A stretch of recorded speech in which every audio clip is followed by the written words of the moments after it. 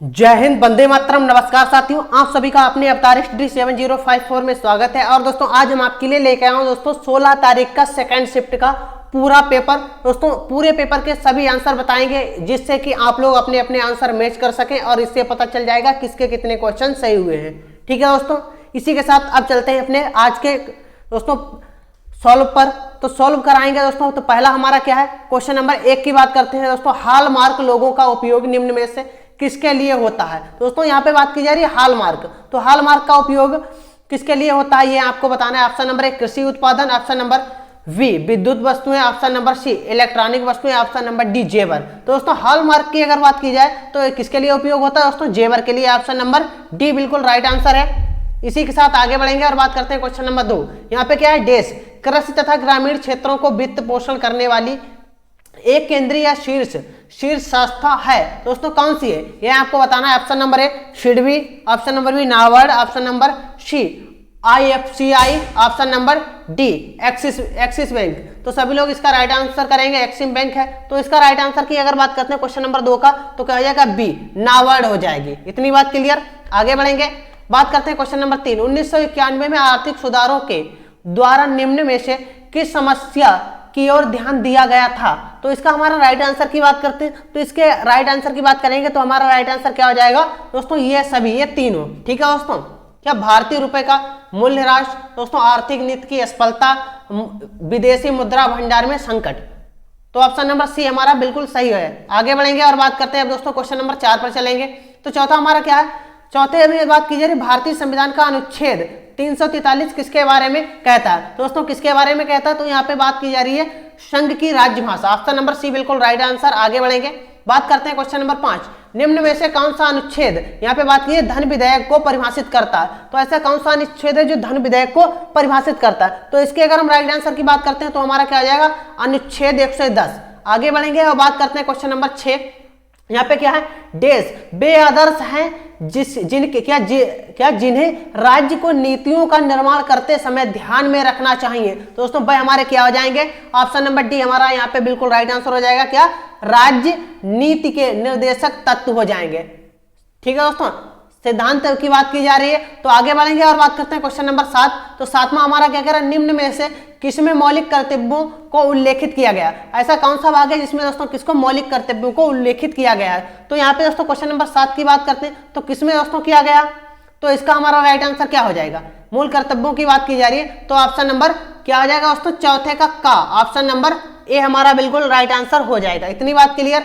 इसी के साथ आगे बढ़ेंगे, बात करते हैं क्वेश्चन नंबर 8 बासिंग। क्या बासिंग सोडा किसका प्रचलित नाम है। दोस्तों बासिंग सोडा की बात करते हैं किसका प्रचलित नाम है ये आपको बताना है। क्वेश्चन नंबर 8 की बात करते हैं तो क्या हो जाएगा दोस्तों, सोडियम कार्बोनेट हो जाएगा। ऑप्शन नंबर बी हमारा राइट आंसर है। बात करेंगे क्वेश्चन नंबर 9।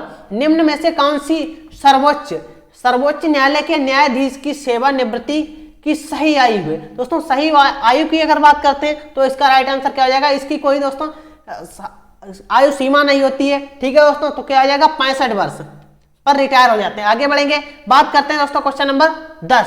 निम्न में से कौन सा इंद्रधनुष के 7 रंगों में से एक नहीं है। दोस्तों ऐसा कौन सा जो इंद्रधनुष के 7 रंग होते हैं 7 में से एक नहीं है। दोस्तों नीला भी होता है, ठीक है दोस्तों, नीला भी होता है, नारंगी भी होता है, बैंगनी भी होता है, लेकिन दोस्तों बात करते हैं सफेद हमारा नहीं होता। तो ऑप्शन नंबर क्या हो जाएगा, ऑप्शन नंबर सी हमारा राइट आंसर हो जाएगा। आगे बढ़ेंगे, बात करते हैं क्वेश्चन नंबर 11 की। तो निम्न में से किस गैस को ग्रीन हाउस गैस के रूप में नहीं जाना जाता है। दोस्तों यहाँ पे बात की जा रही है नहीं जाना जाता है तो कौन सी है, मैथ। तो यहाँ पे अगर बात करते हैं तो कौन सी नहीं जानी जाती है, तो क्या आ जाएगी दोस्तों, आर्गन जो है इसे दोस्तों नहीं जानी जाती ग्रीन हाउस के नाम से। अब बात करते हैं क्वेश्चन नंबर 12 पे चलते हैं। तो 12 में हमारा क्या है दोस्तों, यहाँ पे 12 की बात की जा रही है किसान विकास पत्र में मनोज की बचत, क्या दोस्तों मनोज की बचत का एक तिहाई हिस्सा पब्लिक क्या दोस्तों प्रोविडेंट फंड में उसकी बचत के आधे के बराबर यदि उसके पास कुल बचत के रूप में क्या दोस्तों 1,50,000 है तो उसके क्या दोस्तों उसने पब्लिक प्रोविडेंट फंड में कितने की बचत की है। तो इसका राइट आंसर की बात करते हैं तो आंसर पे चलते हैं तो हमारा क्या हो जाएगा, ऑप्शन नंबर सी 60,000 की बचत की है। क्वेश्चन नंबर 13 की बात करते हैं। 7 क्रमिक संख्याओं का औसत दोस्तों 20 है। इसमें 7 क्रमिक संख्याओं का औसत 20 है। इन संख्याओं में से सबसे बड़ी संख्या कौन सी है? दोस्तों यहाँ पे सबसे बड़ी संख्या की बात की जा रही है औसत। तो दोस्तों यहाँ पे हमारा क्या आ जाएगा? ऑप्शन नंबर बी बिल्कुल राइट आंसर हो जाएगा। क्या? 23 है। ठीक है दोस्तों, क्वेश्चन नंबर 13 क्या हो जाएगा? 23 हो जाएगा। आगे बढ़ेंगे और बात करते हैं question number 14। Ozone hole, ozone hole किससे संबंधित है? तो दोस्तों ओजोन होल की अगर बात करते हैं तो ओजोन होल हमारी जो है ये दोस्तों किससे संबंधित है ये आपको बतानी है। तो यहाँ पे अगर हम ओजोन होल की बात करेंगे तो दोस्तों ये हमारी किससे संबंधित हो जाएगी? इसके अगर हम राइट आंसर की बात करते हैं तो हमारा क्या हो जाएगा दोस्तों? यहाँ पे दोस्तों बी वाला हमारा राइट आंसर हो जाएगा। क्या? समताप मंडल में ओजोन परत की मोटाई में कमी से। तो ऑप्शन नंबर बी हमारा बिल्कुल राइट है। आगे बढ़ेंगे और बात करते हैं दोस्तों क्वेश्चन नंबर 15 की। 15 में क्या है? पौधे अपने पोषक तत्व मुख्यतः कहां से प्राप्त करते हैं? तो दोस्तों कहां से प्राप्त करते हैं? भाई अपनी मिट्टी से। मिट्टी कहने का मतलब जड़ों से प्राप्त करते हैं। आगे बढ़ेंगे और बात करते हैं दोस्तों क्वेश्चन नंबर 16। तो 16 में अगर बात की जाए तो 16 का हमारा राइट आंसर क्या हो जाएगा? ऑप्शन नंबर बी 1.517 ये हमारा राइट आंसर हो जाएगा। आगे बढ़ेंगे, अब बात करते हैं क्वेश्चन नंबर 17 की। तो क्वेश्चन नंबर 17 हमारा क्या कहता है दोस्तों? समश्रुति शब्द, यहाँ पे अली और अली शब्द इनका सही अर्थ क्या? एक दोस्तों अली की बात करते हैं तो अली माने भंवरा होता है, एक अली माने क्या होता है? सखी। तो ऑप्शन नंबर डी हमारा राइट आंसर हो जाएगा। आगे बढ़ेंगे, बात करते हैं क्वेश्चन नंबर 18। दोस्तों यहाँ पे नागर का पर्यायवाची शब्द है, तो नागर के पर्यायवाची की बात करते हैं तो यहाँ पे हमारा राइट आंसर क्या हो जाएगा? चतुर। आगे बढ़ते हैं और बात करते हैं दोस्तों सन्यासी। सन्यासी का विलोम, सन्यासी का मतलब दोस्तों क्या है? जो सन्यास ले ले, यानी कि गृहस्थ से, घर से बहुत दूर रहे, लेकिन दोस्तों इसका विलोम क्या जाएगा? गृहस्थी। ठीक है दोस्तों, option number B right answer है। बात करते हैं क्वेश्चन नंबर 20। कोल्हू का बेल होना का अर्थ क्या हो जाएगा दोस्तों? क्या है? बुरी तरह काम में लगे रहना। तो option number A right answer हो जाएगा। आगे बढ़ेंगे और बात करते हैं क्वेश्चन नंबर 21। सरल कीजिए, यहाँ पे दोस्तों सरलीकरण है, तो इसके अगर हम क्वेश्चन नंबर 21 के राइट आंसर की बात करते हैं तो क्या हो जाएगा? हमारा राइट आंसर हो जाएगा यहाँ पे हमारा 4। क्या दोस्तों? 4 हमारा राइट आंसर हो जाएगा। इतनी बात क्लियर? 21 का क्या हो जाएगा? 4 ए वाला। आगे बढ़ेंगे और बात करते हैं क्वेश्चन नंबर 22। तो 22 की अगर हम बात करते हैं तो 22 का हमारा राइट आंसर क्या हो जाएगा? 2 + √5 हमारा राइट आंसर हो जाएगा। इसी प्रकार का दोस्तों इससे पहले वाली शिफ्ट में आया था कल की जो सेकंड शिफ्ट थी उसमें आया था, उसमें दोस्तों क्या था? सिर्फ और सिर्फ प्लस की जगह माइनस था। आगे बढ़ेंगे और बात करते हैं यहाँ पे क्या? धरेश का सही संधि विच्छेद है। तो धरेश का अगर संधि विच्छेद की बात करते हैं तो धराधन ईस हो जाएगा। इसमें संधि की बात करते हैं तो क्या हो जाएगी? गुण संधि हो जाएगी। अब चलेंगे दोस्तों 24 से 25 क्वेश्चन पर चलेंगे। 24 के 25 तो यहाँ पे क्या? इंग्लिश की बात की जा रही है। तो क्वेश्चन नंबर 24 पर डायरेक्ट दोस्तों हम क्वेश्चन पर अपने चलते हैं। तो दोस्तों यहाँ पे 24 क्वेश्चन क्या है? 24 क्वेश्चन के अगर हम राइट आंसर की बात करते हैं तो यहाँ पे हमारा क्या आ जाएगा दोस्तों? मार्केट। बात करेंगे इस आंसर की, तो इसमें दोस्तों हमारा राइट आंसर क्या आ जाएगा? ऑप्शन नंबर बी हमारा राइट आंसर हो जाएगा। चलते हैं दोस्तों क्वेश्चन नंबर 26। क्वेश्चन नंबर अगर हम 26 की बात करते हैं तो इसका राइट आंसर क्या हो जाएगा दोस्तों? Option number B right answer हो जाएगा। आगे बढ़ेंगे और अब बात करेंगे दोस्तों क्वेश्चन नंबर 27। दिए गए विकल्पों में से असंगत का चयन कीजिए। तो असंगत का चयन करना है तो यहाँ पे क्वेश्चन नंबर 27 की अगर हम राइट आंसर की बात करते हैं, जो सबसे असंगत का मतलब भिन्न है, तो यहाँ पे हमारा राइट आंसर क्या आ जाएगा? ऑप्शन नंबर बी 41 और 25। आगे बढ़ेंगे दोस्तों क्वेश्चन नंबर 28 की बात करते हैं दोस्तों। 8:20 क्या 8:20 बजे एक घंटे की सुई और मिनट की सुइयों के बीच का कोण ज्ञात कीजिए। इसी प्रकार का दोस्तों क्वेश्चन आया था और फर्स्ट शिफ्ट में, उसमें क्या था? 6:10 टाइम दिया था। तो दोस्तों यहाँ पे अगर राइट आंसर की बात करते हैं तो हमारा right answer option number A हो जाएगा 130 डिग्री। बात करते हैं क्वेश्चन नंबर 29। तो 29 की अगर हम राइट आंसर की बात करते हैं तो क्वेश्चन नंबर 29 का हमारा क्या आ जाएगा दोस्तों? डी वाला राइट आंसर हो जाएगा। ठीक है दोस्तों, यूजली। बात करते हैं क्वेश्चन नंबर 30। तो 30 में अगर हम बात करते हैं तो क्या हो जाएगा? 30 के अगर हम राइट आंसर की बात करते हैं तो इसका भी दोस्तों हमारा राइट आंसर क्या हो जाएगा? ए वाला, एलर्जी। आगे बढ़ेंगे, बात करते हैं क्वेश्चन नंबर 31 फाल्गुनी। ये दोस्तों हमारा क्या है? ब्लड रिलेशन संबंधित हमारा क्वेश्चन रहेगा। तो इसमें हमारा राइट आंसर क्या आ जाएगा? ससुर की बहन। आगे बढ़ते हैं, अब बात करेंगे दोस्तों क्वेश्चन नंबर 32। क्वेश्चन नंबर 32 की बात करते हैं तो इसमें क्या है? ये हमारा दोस्तों रीजनिंग का क्वेश्चन है। इसमें दोस्तों क्या है? इसमें हमें दोस्तों कूट भाषा दी गई है, तो इसमें हमको राइट आंसर बताना है। तो यहाँ पे अगर हम राइट आंसर की बात करते हैं तो हमारा यहाँ पे राइट आंसर क्या आ जाएगा? Option number D XPOEFS। ठीक है दोस्तों, ये हमारा राइट आंसर हो जाएगा। चलते हैं क्वेश्चन नंबर 33 पर। निम्नलिखित प्रश्नों में 2 कथन दिए गए हैं और उसके 4 निष्कर्ष हैं। निष्कर्ष दोस्तों क्या? फर्स्ट सेकंड थर्ड एवं 4 दिए गए हैं। उस निष्कर्ष को चयन कीजिए तार्किक रूप से दिए गए अनुसरण करता है। दोस्तों यहाँ पे क्या है? कोई, यहाँ पे बात की जा रही है कोई दरवाजा कुत्ता नहीं है, तो यहाँ पे दोस्तों क्या है कोई दरवाजा, इसे दोस्तों करके भी हम आपको बता सकते हैं, तो बताए लेकिन दोस्तों टाइम लगेगा, तो यहाँ पे हमारा क्या हो जाएगा, यहाँ पे अगर हम राइट आंसर की बात करते हैं तो केवल 3 हो जाएगा। ठीक है दोस्तों, आगे बढ़ेंगे और अब बात करते हैं दोस्तों क्वेश्चन नंबर, यहाँ पे ये हमारा कितना था, अब बात करेंगे दोस्तों क्वेश्चन नंबर 34 पे चलेंगे। राष्ट्रीय खाद्य सुरक्षा, यहाँ पे सुरक्षा अधिनियम NFSA, तो इसकी अगर हम बात करते हैं तो यहाँ पे NFSA राज्य की रैंकिंग सूचांक में सामान्य श्रेणी राज्यों में देश राज्य शीर्षक पर है। दोस्तों यहाँ पे अगर राइट आंसर की बात करते हैं तो कौन सा है यह आपको बताना, तो इसकी अगर हम राइट आंसर की बात करते हैं तो यहाँ पे दोस्तों कौन सा है, यहाँ पे हमारा क्या जो ओडिशा जो है यह है। ठीक है दोस्तों, शीर्षक पर। आगे बढ़ेंगे और बात करते हैं क्वेश्चन नंबर 35, निम्नलिखित में से कौन से देश में, ठीक है दोस्तों, कौन से देश की बात करें 1 to U2 ग्रुपिंग से संबंधित है, तो यहाँ पे अगर बात करते हैं तो कौन सा है I to U2, तो दोस्तों यहाँ पे कौन सा हो जाएगा ये आपको बताना है। तो यहाँ पे अगर बात करते हैं तो इसका दोस्तों राइट आंसर की बात करते हैं तो कौन सा है दोस्तों, क्वेश्चन नंबर 35 के राइट आंसर की बात करते हैं तो हमारा क्या हो जाएगा, ए वाला बिल्कुल सही हो जाएगा। ठीक है दोस्तों, भारत इजराइल, ठीक है दोस्तों, भारत इजराइल USA, ये हमारा राइट आंसर हो जाएगा। आगे बढ़ेंगे, बात करते हैं क्वेश्चन नंबर 36, भारतीय तकनीकी SMI हेतु निवेश को आकर्षित करने के लिए क्या दोस्तों नासकॉम ने देश सरकार की एजेंसी के साथ साझेदारी की है। दोस्तों किसके साथ साझेदारी की है यह आपको बताना है। क्वेश्चन नंबर 36 का दोस्तों ऑस्ट्रेलिया के साथ साझेदारी की है, किसके साथ, ऑस्ट्रेलिया के साथ।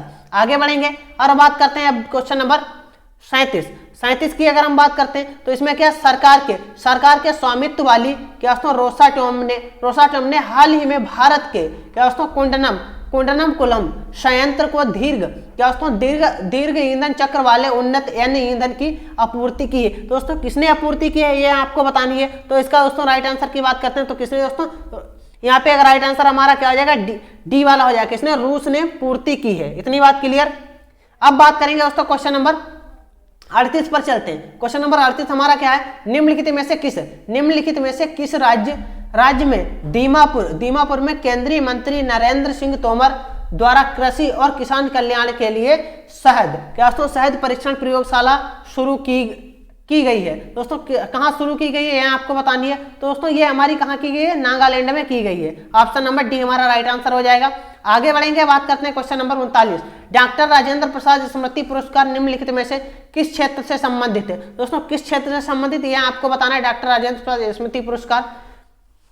दोस्तों ये हमारा किससे हो जाएगा, लोक प्रशासन से हो जाएगा। आगे बढ़ेंगे, बात करते हैं क्वेश्चन नंबर 40, निम्न में से किस राज्य में भारत के प्रथम अमृत सरोवर का उद्घाटन किया गया है। तो दोस्तों कहाँ किया गया है यह आपको बताना है, तो इसके अगर हम राइट आंसर की बात करते हैं तो कहाँ किया गया था दोस्तों, ये हमारा उत्तर प्रदेश में ही किया गया था। ऑप्शन नंबर डी बिल्कुल राइट आंसर है।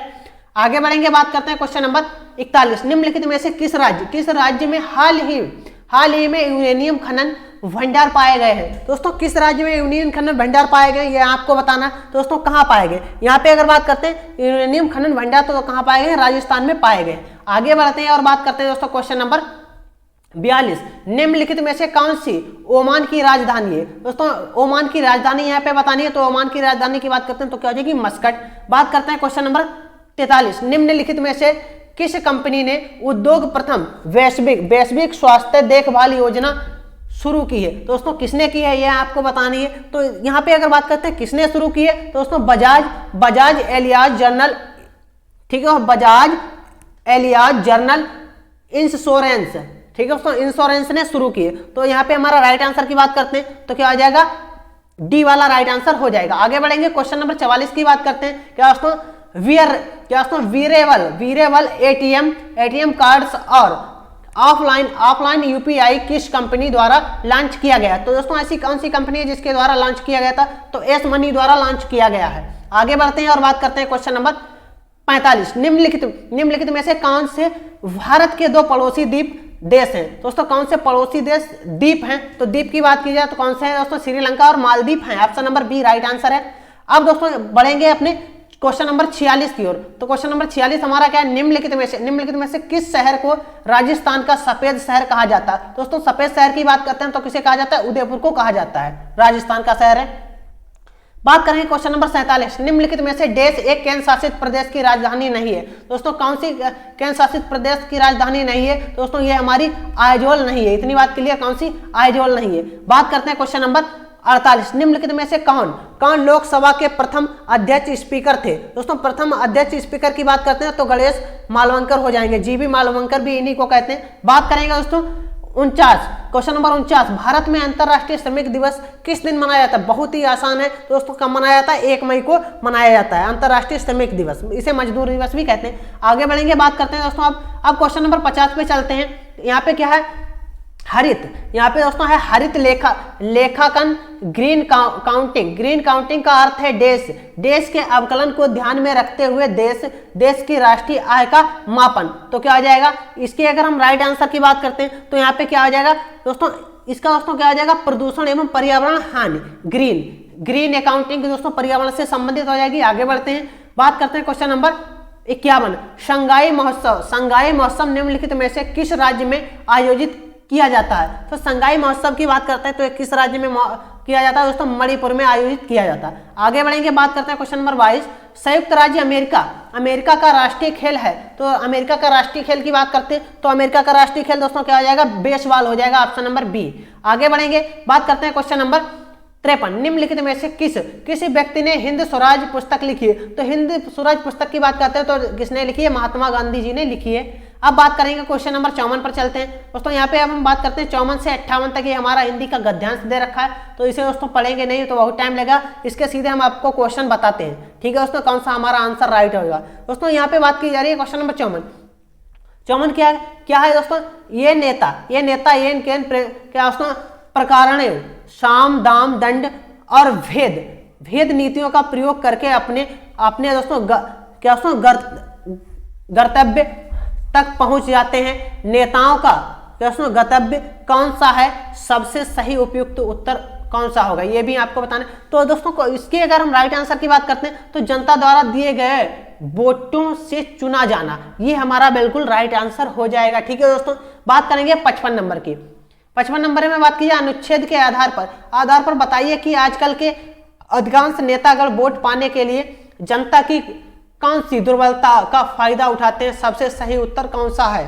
तो यहाँ पे अगर बात करते हैं तो हमारा राइट आंसर क्या हो जाएगा दोस्तों? चुनाव जीतने के लिए जनता को मुफ्त की चीजें देने का वायदा करते हैं, बिल्कुल सही है। आगे बढ़ेंगे और बात करते हैं क्वेश्चन नंबर 56 में क्या है?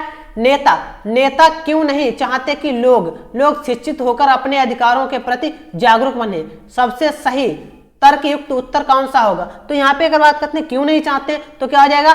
ऑप्शन नंबर डी, शिक्षित लोग अपने वोट की असली कीमत पहचानते हैं और जाति और धर्म के आधार पर बनाए गए नेताओं के समीकरणों को बिगाड़ देते हैं, ये बिल्कुल सत्य है। आगे बढ़ेंगे और बात करते हैं क्वेश्चन नंबर 57, निम्नलिखित में से आजादी से पूर्व के नेताओं को कौन सी विशेषता थी जो आज के नेताओं में दिखाई नहीं पड़ती है? सबसे सही तर्कयुक्त उत्तर कौन सा होगा इसका दोस्तों? अगर हम राइट आंसर की बात करते हैं तो कौन सा है? ऑप्शन नंबर ए, आजादी से पूर्व के नेता सुभाष चंद्र बोस को अपना आदर्श मानते थे। इतनी बात क्लियर हो गई।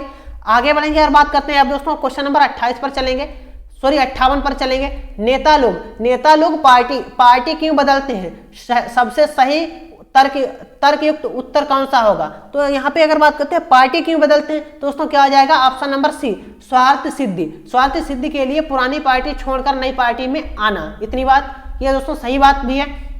अब चलेंगे, ये भी हमारा गद्यांश दे रखा है 59 से 63 तक, तो इसके भी हम सीधे क्वेश्चन कराएंगे। चलते हैं दोस्तों क्वेश्चन पर। यहाँ पे हमारा क्वेश्चन नंबर 59 है, अपने दुर्भाग्य को सौभाग्य में कैसे बदला जा सकता है? तो इसका अगर हम राइट आंसर की बात करते हैं तो क्वेश्चन नंबर 59 की अगर हम राइट आंसर की बात करते हैं तो क्या हो जाएगा? अपने मस्तिष्क के विचार पर ध्यान देकर लगातार रचनात्मक विचारों द्वारा, बिल्कुल सही है। आगे बढ़ेंगे 60 पर चलते हैं। निम्नलिखित में से किस वर्ग के सभी भाव रचनात्मक हैं? तो यहाँ पे अगर बात करते हैं भाव क्या है? भाव की बात करते हैं रचनात्मक। तो यहाँ पे अगर हम बात करते हैं राइट आंसर क्या हो जाएगा? डी। यहाँ पे क्या है? ऑप्शन नंबर डी, आशा या उत्फुल्लता, प्रसन्नता, मुस्कान, निश्चिंतता, संतुष्टि, आत्मविश्वास। दोस्तों भाव की बात करते हैं तो भाव क्या होता है? जिसे सिर्फ और सिर्फ महसूस किया जा सके दोस्तों, यानी कि छुआ ना जा सके, उसी को हम क्या कहेंगे? भाव रचनात्मक कहेंगे। आगे बढ़ेंगे, बात करते हैं क्वेश्चन नंबर 61 में क्या? हमारा जीवन कब निराशा के अंधकार में भर जाता है। तो यहाँ पे अगर हम बात करते हैं कब भर जाता है, तो दोस्तों जब क्रोध, शोक, ईर्ष्या, चिंता, भय आदि घातांक मनोभाव लंबे समय तक अपनी तीव्रता से हमें प्रभावित करते हैं, तभी दोस्तों हमारा क्या होता है, हमारा जीवन एक निराशा के अंधकार में भर जाता है। बिल्कुल सही बात है दोस्तों। आगे बढ़ेंगे। अब दोस्तों अब हम बात करते हैं 62, क्वेश्चन नंबर 62, प्रिय। यहाँ पे दोस्तों ये हमारा 62वां है। 62 क्वेश्चन नंबर 62, प्रिय घटनाओं को अपने जीवन में आकर्षित करने के लिए हमें क्या करना चाहिए। तो दोस्तों क्या करना चाहिए यहाँ आपको बताना है। तो क्या करना चाहिए दोस्तों, हमारा मनोमस्तिष्क प्रिय विचारों से सदा परिपूरित रहना चाहिए। जब दोस्तों परिपूरित रहेगा तभी दोस्तों घटनाओं से आकर्षित के लिए हमें क्या करना चाहिए, तभी दोस्तों ऐसा कर सकते हैं। अब बात करेंगे दोस्तों क्वेश्चन नंबर 63 पर चलेंगे। तो 63 की बात करते हैं। तो 63 में क्या, हम कार्य सिद्ध और सफलता के बहुत पास कब होते हैं। तो दोस्तों कब होते हैं ये बता दें। दोस्तों जब हम, ऑप्शन नंबर डी बिल्कुल राइट आंसर हो जाएगा, जब हम आशा, उत्फुल्लता और दोस्तों आत्मविश्वास की ऊर्जा को ओतप्रोत होते हैं। तो ये हमारा बिल्कुल राइट आंसर हो जाएगा। अब चलेंगे दोस्तों 64 से 68 तक। ये हमारे क्या है, डीआई के क्वेश्चन है। ये दोस्तों ग्राफ तालिका है। हम सीधे दोस्तों आंसर बताएंगे क्योंकि आप लोग अपने आंसर मैच करेंगे, फिर दोस्तों इससे पता चल जाएगा कितने किसके सही है। अब बढ़ते हैं दोस्तों अपने क्वेश्चन की ओर। तो पहला क्वेश्चन हमारा क्या है, 64, अंग्रेजी में सभी 7 छात्रों द्वारा प्राप्त लगभग औसत अंक कितने हैं। दोस्तों 64 की अगर बात करते हैं कितने अंक प्राप्त हैं, तो हमारा राइट आंसर क्या हो जाएगा, 89 अंक प्राप्त है। दोस्तों ये हमारा क्या है, पैराग्राफ जो डीआई दे रखी है उसी के आधार पर ये हमारे लगेंगे। आगे बढ़ते हैं और बात करते हैं अब दोस्तों क्वेश्चन नंबर 65, ब्रजेश का कुल प्रतिशत लगभग कितना है। दोस्तों ब्रजेश का अगर कुल प्रतिशत की बात करते हैं तो कितना है दोस्तों, 78% हो जाएगा। आगे बढ़ते हैं दोस्तों 66 की बात करते हैं, सभी विषयों में 60% या उससे अधिक अंक प्राप्त करने वाले छात्रों की संख्या कितनी है। तो यह दोस्तों जान लेंगे। तो दोस्तों कितनी है ये बताते हैं। दोस्तों वहां पे हमारा कितनी हो जाएगी, 2 हैं। कितने छात्र हैं, 2 सिर्फ। आगे बढ़ेंगे 67, क्वेश्चन नंबर 67 की बात करते हैं, सभी 6 विषयों में क्या दोस्तों अहान द्वारा प्राप्त कुल अंक कितने हैं। दोस्तों अहान कोई छात्र होगा तो उसके द्वारा सभी 6 विषयों में कुल अंक कितने प्राप्त हैं। दोस्तों उसकी टोटल योग निकाल लेंगे तो इससे भी पता चल जाएगा। तो यहाँ पे अगर बात करते हैं 67 की बात करेंगे तो कितने हो जाते हैं, 442, बिल्कुल राइट आंसर हो जाएगा। आगे बढ़ेंगे, बात करते हैं क्वेश्चन नंबर 68, निम्न में से किस विषय में कुल प्रतिशत न्यूनतम है। तो दोस्तों किस विषय में न्यूनतम है ये आपको बतानी है। तो इसका दोस्तों राइट आंसर हमारा क्या हो जाएगा, डी वाला राइट आंसर हो जाएगा। कितना दोस्तों, गणित में। किसमें है, गणित में। इसी के साथ बढ़ेंगे अब दोस्तों क्वेश्चन नंबर 69 पर अपने। तो क्वेश्चन नंबर 69 हमारा क्या है, तो 69 की अगर हम बात करते हैं तो यहाँ पे 69 से 73 तक दोस्तों ये हमारा क्वेश्चन चलेगा। तो 69 से 73 सीधे दोस्तों आंसर क्वेश्चन पर चलते हैं। वर्ष 2016 से 21 के दौरान एक्स कंपनी द्वारा निर्मित कारों में से किस प्रकार की कार की संख्या अधिकतम है। दोस्तों किस प्रकार की कार की संख्या सबसे अधिकतम है ये बताना है। तो क्वेश्चन नंबर 69 की बात करते हैं तो दोस्तों ऐसा कौन सा हो जाएगा। तो दोस्तों ए जो कार है, ए कार में यहाँ पे दोस्तों हमारा राइट आंसर क्या, जो ए कार है उसमें सबसे अधिकतम है। ठीक है दोस्तों, आगे बढ़ेंगे, बात करते हैं क्वेश्चन नंबर 70, वर्ष 2016 से 21 तक कार ए के उत्पादन में अनुमानित वृद्धि कितने प्रतिशत की थी। तो क्वेश्चन नंबर 70 की बात करते हैं तो कितने प्रतिशत थी। दोस्तों 10.87% थी। इतनी बात क्लियर हो गई। तो ऑप्शन नंबर डी हमारा राइट आंसर हो जाएगा। आगे बढ़ेंगे और बात करते हैं क्वेश्चन नंबर 31, पिछले वर्षों में किस प्रकार की कार के उत्पादन में सतत वृद्धि दर्ज की गई है। दोस्तों ऐसा कौन सा जो पिछले वर्षों के उत्पादन से सतत वृद्धि दर्ज की गई है, यानी कि वृद्धि हुई है। दोस्तों ऐसा कौन सा हो जाएगा। अगर बात करते हैं तो ऑप्शन नंबर जो बी है, ए में। किसमें दोस्तों, ए में। ऑप्शन नंबर ए, बी वाला हमारा बिल्कुल सही हो जाएगा क्योंकि ए में सबसे सतत वृद्धि दर्ज की गई है। आगे बढ़ेंगे, बात करते हैं क्वेश्चन नंबर 72। तो 72 की अगर हम बात करते हैं, 72 क्या है, वर्ष 2018 से 21 के दौरान कार डी के उत्पादन में लगभग कितने प्रतिशत की कमी हुई है। 18 से 21 तक के दौरान में डी के उत्पादन में कितने प्रतिशत की कमी हुई है। कमी दोस्तों यहाँ पे बतानी है। तो यहाँ पे अगर बात करते हैं कितने प्रतिशत की कमी हुई है, तो 4.35% की क्या दोस्तों कमी हुई है। इतनी बात क्लियर। बात करते हैं क्वेश्चन नंबर 73, वर्ष 2016 में कार ई का उत्पादन वर्ष 2019 में कार बी के उत्पादन का लगभग कितने प्रतिशत था। तो यहाँ आपको बताना है कितने प्रतिशत था कार ई, और कार बी का प्रतिशत बताना है 16 और दोस्तों 19 के बीच का। दोस्तों प्रतिशत की बात करते हैं तो यहाँ पे अगर हम बात करते हैं तो कितने प्रतिशत की 53.5% की वृद्धि हुई है। ठीक है दोस्तों, लगभग। आगे बढ़ेंगे और बात करते हैं, अब चलेंगे 74 से 78 तक। यहाँ पे दोस्तों पाई चार्ट वाला हमारा दे रखा है चार्ट, तो इसके आधार पर हमारे क्वेश्चन लगेंगे। हम दोस्तों सीधे अपने क्वेश्चन पर चलते हैं।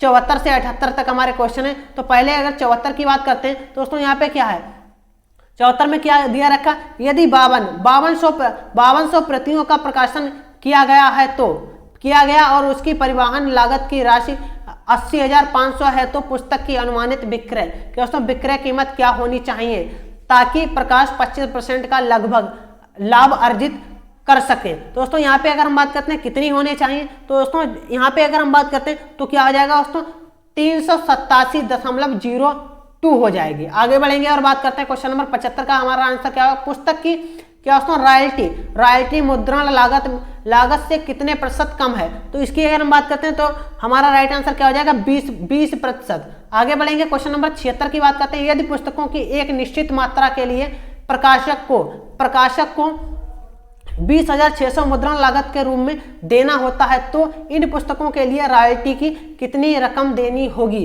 तो यहाँ पे अगर बात करते हैं कितनी देनी होगी दोस्तों 16,480 रकम देनी होगी। आगे बढ़ेंगे, बात करते हैं 77 दोस्तों संवर्धन लागत पर किए गए खर्च के अनुरूप खंड सेक्टर का केंद्रीय कोण क्या है। तो यहाँ पे केंद्रीय कोण की बात की जा रही है तो कितना है दोस्तों 18 डिग्री हो जाएगा। आगे बढ़ते हैं 78 में, ये हमारा दोस्तों 78वां क्वेश्चन है, पुस्तक का मूल्य लागत मूल्य से 20% ऊपर अंकित किया गया है। यदि पुस्तक का अंकित मूल्य 160 है तो पुस्तक की एक प्रति में उपयोग किए गए कागज की लागत है। दोस्तों कागज की लागत की बात की जा रही है तो क्या हो जाएगी दोस्तों 40 हो जाएगी। Option number B right answer हो जाएगा। आगे बढ़ते हैं, बात करते हैं क्वेश्चन नंबर 79 से 83 तक, ये भी हमारा डीआई है दोस्तों। इसमें अगर बात करते हैं, इसमें दोस्तों हम अपने सीधे क्वेश्चन पर चलते हैं। तो दोस्तों 79 वाला हमारा क्वेश्चन क्या, क्वेश्चन नंबर 79, किस वर्ष में कंपनी के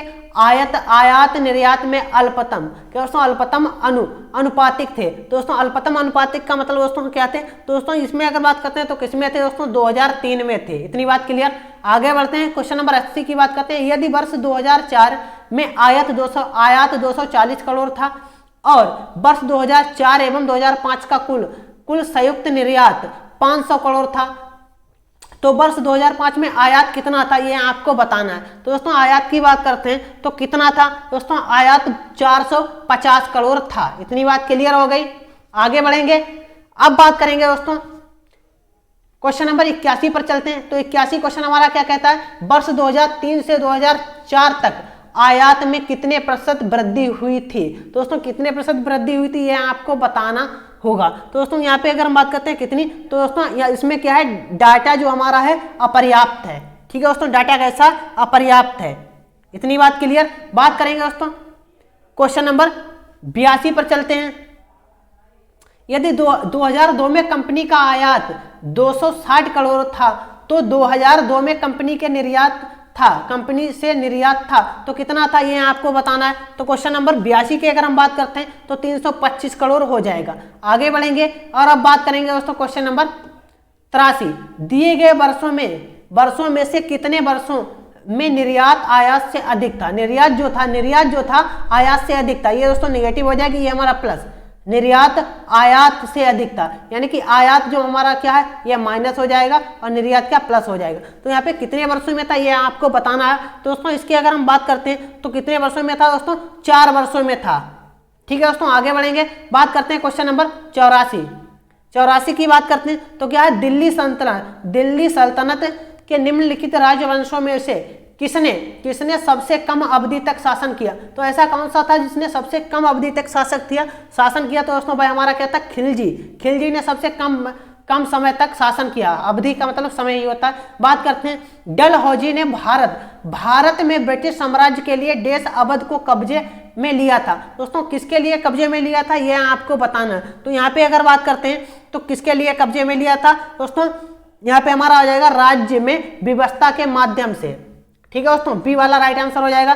क्वेश्चन नंबर 86 पर चलते हैं। बात करते हैं हड़प्पा के एक बंदरगाह का नाम लिखिए। तो एक बंदरगाह दोस्तों क्या था, वह हमारा क्या था, लोथल बंदरगाह था। बात करते हैं 87 की बात करते हैं। जैन धर्म का सबसे महत्वपूर्ण मौलिक सिद्धांत है। तो जैन धर्म के सबसे मौलिक सिद्धांत की बात करते हैं तो दोस्तों वह हमारा क्या था, इसकी अगर बात करते हैं तो वह हमारा दोस्तों क्या हो जाएगा, अहिंसा हो जाएगा। आगे बढ़ेंगे, बात करते हैं क्वेश्चन नंबर 88।